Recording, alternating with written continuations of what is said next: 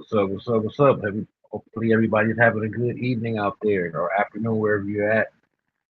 7:01 Pacific time. This is Raider Nation Unlimited. We're here to bring you the up-to-date Raider news, updates, and anything going on around Raiders news or around Raider camp. Okay, we've had a few days of training camp or scrimmage, shall we say? No, should I say? When it comes to the rookie Mendoza, you know what I mean, and the progression of our quarterbacks, receivers, they're going through the learning curve right now. Uh, but we're gonna go through the good, the bad, the ugly, and etc. So we're gonna start off with the practice notes. Starting off today. Today was pretty rough out there in Arizona, playing against the number one defense in the league last year. First team, first team was out there, and it looks like they didn't have too much success running the ball. You know, Kirk Cousins did his thing. He threw a pass for a touchdown, and he got an interception as well. However, the interception turned into a pick six, which it's practice, but we can't have that, especially not in the red zone. Second team got the running game going. MJW, should we say, Michael Washington Jr. He went ahead and bust something. I should I say he acquired a touchdown run, so he looked good out there with the second team offense. And Mendoza also threw an interception as well. So I believe it's Michael Petrie. Michael Petrie, that's how you pronounce his name. And Kirkle's interception was to Lassiter. Lasseter's a pretty good guy. He almost intercepted both guys, but he came away with the interception. Yeah, give me 1 second. See if I can get my partner up in here.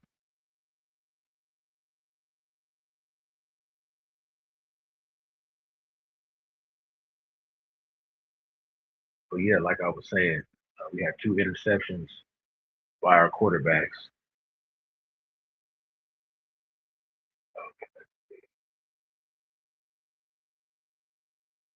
Can you hear me?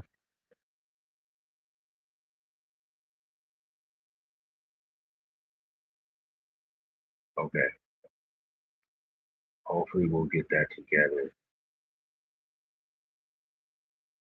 But I'm gonna go ahead and keep going. But like we were saying, we had touchdowns by both quarterbacks, interceptions by both quarterbacks, and pick sixes by both quarterbacks. They said Fernando Mendoza, he displayed a lot of accuracy through tight windows, 20-yard completion of ours. They said he looked good, against the number one defense. Should I say they're number twos? It looked pretty promising from what we've seen out of Mendoza. Uh, Going back to Kirko, though, he had a few drives to where, like you said, that pocket was a mess. And the running game, like I said, the running game wasn't nothing to be proud of with our number ones out there. I'm trying to think of the word that I heard. They said our rushing attack looked bleak. It was a bleak rushing attack against their number ones. And I mean, it should be tough sledding. You have Daniil Hunter as well as Will Anderson. They're like one of the perfect one and two combo on your line. That's pretty hard to deny those two guys to get the pressure on the quarterback. So Kirko's pocket wasn't too clean.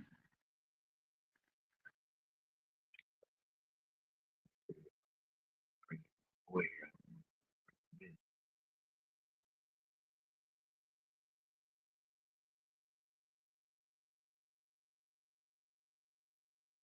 maybe it's an issue, but back again today. So yeah, not no noise out of Genty because that, like I say, that first team defense is pretty solid. We got a lot of work to do.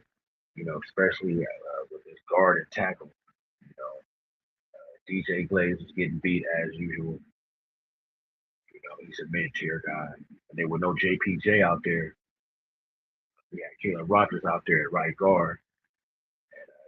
When I heard that side was caving in, it didn't look too good out there with those guys. So, we're gonna have to recycle through what we have, reassess, and hopefully we can come up with some answers, getting some more push in the run game. Hopefully it's just plugging in a few players that we already have. We should be all right with that. Well, that's mainly, I don't want to say that's mainly it for today's good news. That's really the good, the bad, the ugly. That's the beginning of the good, you know, as far as on offense. Now, defense is where it gets bad. Defense is where it's getting really horrible. Defense looks like we can't stop anything, especially the run, which we were designed to stop. I watched a few videos where we ran some eight man, eight man gaps, eight man run fits, and a lot of guys are making the fits. Before I start ripping the defense, I want to say shouts out to the defensive ends and the linebacking core. They've been doing pretty good. Start with Quay Walker, from what I've seen out of him in practice, as well in the Arizona game. He's been instrumental in these blitzes and on different schemes and hovering around the line of scrimmage. He got an interception today. The Berg brothers have been doing good. Cody Lindenberg and Tommy Eichenberg. Eichenberg got a sack on the fifth play of the game with the ones, and Cody got an interception as well. So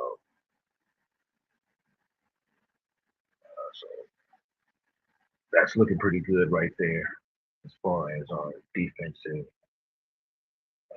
linebackers go on the defense. I mean, as far as our defensive ends, they've been putting pressure on. I didn't see too many. I didn't see too many splash plays. The reporters wrote about as far as our defensive ends besides Max Crosby, as usual. But I've been seeing Malcolm Coons. He's been putting pressure, quitty pass, and pushing the pocket. And then, as well as our new guy, seeing Sloan. The tape on him is out, and it looks pretty promising. Give me a second. Go ahead and double check.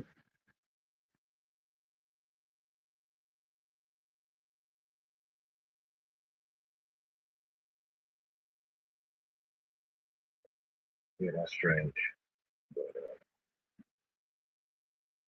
But yeah, back to the ugly. CJ Stroud, he still looks like he's a college kid. He came out there with the backpack on, he shaved his dreads, new beginning. And he started his resurgence today in camp with a consecutive passing spree, should I say.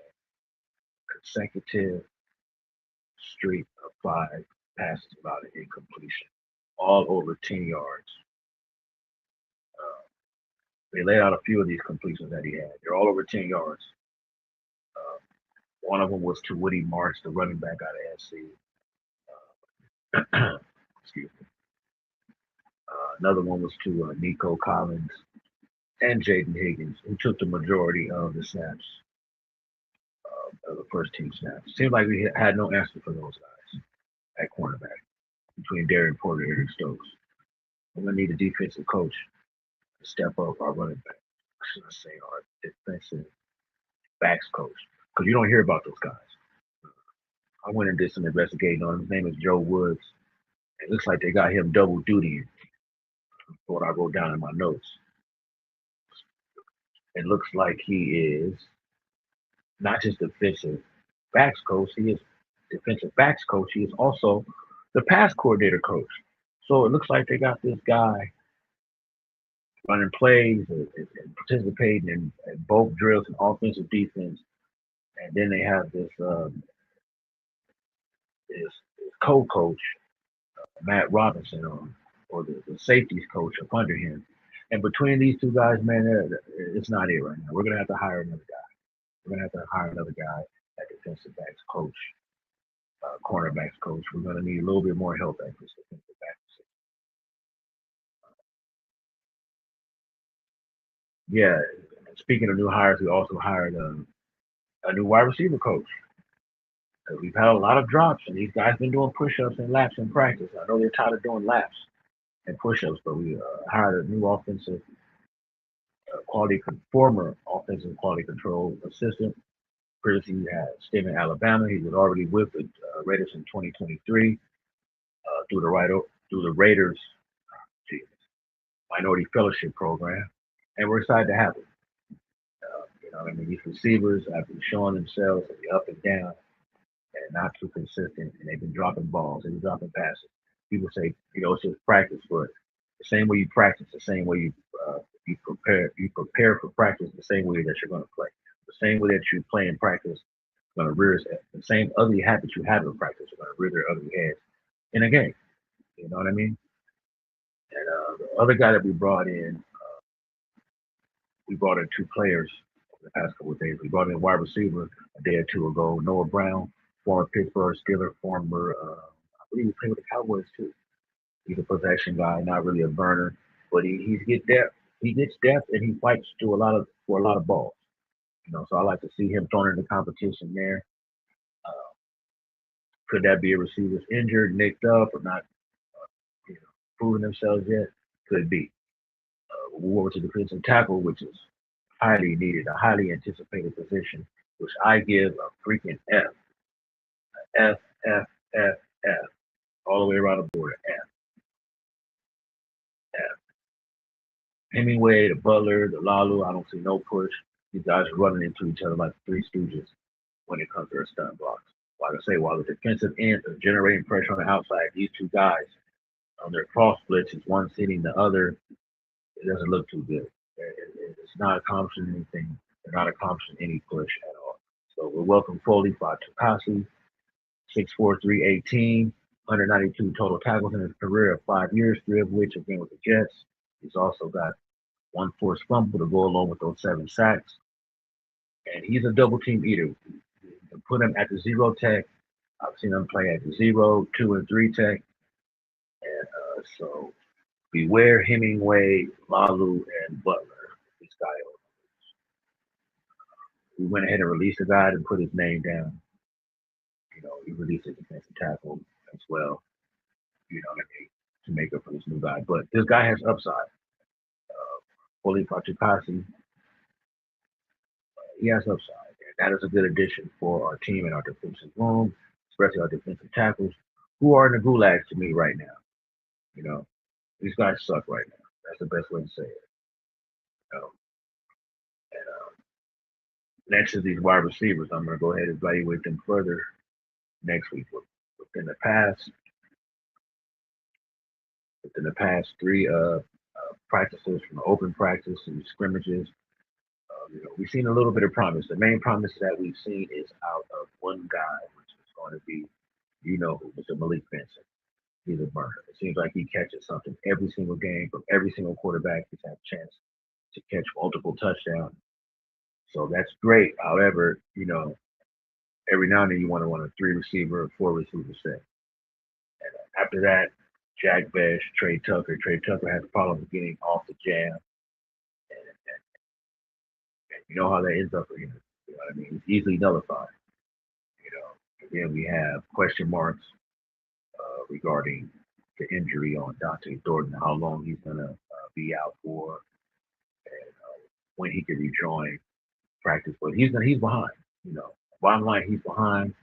We only have 2 or 3 receivers ready to play at a high level right now. Naylor, you know, is the only guy, you know, the only veteran that we can rely on. But bringing in this other guy, Noah Brown, you know, it kind of adds to that. Him and Naylor could be the veteran presence. Hopefully, hopefully, you know, it can boost the morale, boost the competition level between these young wide receivers so that they can stop dropping balls. All right. Oh, now when we get to the ugly, that was the bad. Now let's get to the ugly. The ugly is the completions, the consecutive completions against the Raiders secondary. Today, I don't know if it was 5 consecutive completions out of CJ Stroud. I believe it was minimum 5. And it just feels like we're not stopping anybody. We're keeping everything in front of us, which is good. But a few balls were getting beat over the top, and that right there is the free safety. And that is Mr. Palomalo. I'd rather see Trader Stukes out there. This guy's a liability in coverage because we run into the problem of, should I say, this light box disaster. We're having two safeties up top, and that's making the box so light. Then we switch to a cover three later on, so it brings Jeremy Chin down. Well, we leave the biggest liability in coverage with Palomalo, and he's getting beat over the top frequently, not just once, not twice, frequently. So we really need to show up as defense. You know what I mean? We really need to show them up, especially on the back end. Getting all these pressures and this guy's wiggling out, completing passes. I'm seeing it. Even seeing Sloan getting pressure. The lowest PFF graded player on the Raiders is Palomalo. So it's time to make a change. Okay. And then at kicker, I watched the Tokyo Toe. Masuzawa, I can't get his name particularly right. Give me a week or two. But the Tokyo Toe, he missed the field goal as well. So I heard Jake Moody got released today. So he's somebody that we should be looking to pick up to add more competition and depth for our team. Well, I don't want to keep digging the Raiders into a ditch, but we've had problems in the past with this secondary. And when I mean past, I mean the past practices. Between the practice I went to, shall I say the game? Yeah, I went to the practice and the game, so I pretty much seen the same thing. You know what I mean? We'll be stout up front for a little bit, and then it would complete the pass somewhere where the receiver wasn't up a spectacularly thrown ball. It's a regular pass play. These guys are getting beat out there, and it's not just Darian Porter. You know what I mean? Eric Stokes is getting beat as well. Now, we are running a little bit of cover six, more cover six, but people are not understanding their responsibility in a cover six. You know what I mean? Because the strong safety is actually supposed to move back into a poach positions where he can post the deep under routes or the deep crossing routes. So hope these guys work on these new concepts. I really do. Back to the completed passes, they had 15 completions out of the Arizona preseason game. That's just in the first half. Overall, they completed 26 of 30 passes completed. That's not acceptable. We're trying to build a no-fly zone here. We're trying to build a culture. We're trying to funnel the pad. We're trying to shut them down in the pass game and funnel them into running. We're trying to make these teams one-dimensional, and that's not going to do it. And then as far as rushing, we're very poor when it comes to rushing because even in the game, we gave up 150 yards rushing and 3 touchdowns. So, yeah, it's practice, but you're practically giving it to them. Okay? All right. Other than that, that is the ugly. I went ahead and gave you Lace with all the updates that we have out of Raider Nation. I'm gonna go ahead and get out of here. I just want to put this video out, show what we're really made of. I got to be unfiltered with it. But this light box is a disaster. Experimenting with these kickers is a disaster. The offensive line, right guard battle, and we're hoping that go ahead and shapes out and shows some fruit, as well as his defensive tackle position. So don't expect Rome to get built overnight. So we have players in key positions. We wanted to keep adding to it, let these guys compete, and letting the cream rise to the top.